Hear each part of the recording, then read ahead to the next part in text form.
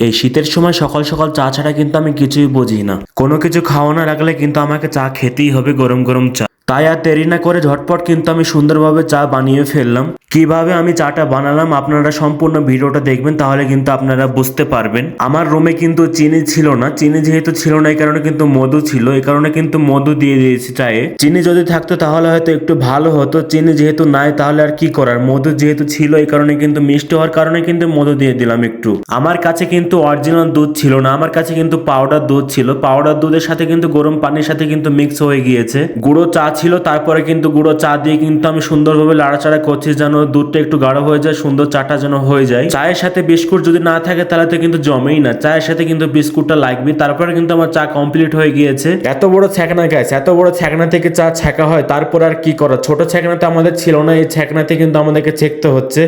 সেরা, একদম দেখে তো একদম মন ভরে যাচ্ছে, পেট ভরে যাচ্ছে। আর কিন্তু চাও আমাদেরকে খাওয়া লাগবে না। দুধ চায়ের সাথে কিন্তু বিস্কুট এবং কি টোস্ট ছিল, সব থেকে কিন্তু টোস্টটা দুধের চায়ের সাথে কিন্তু ভালো লাগছিল খেতে। সব সময় কিন্তু আমরা বাইরে চা খেয়ে থাকি, সব সময় কিন্তু দোকানে চা খেয়ে থাকি আমরা।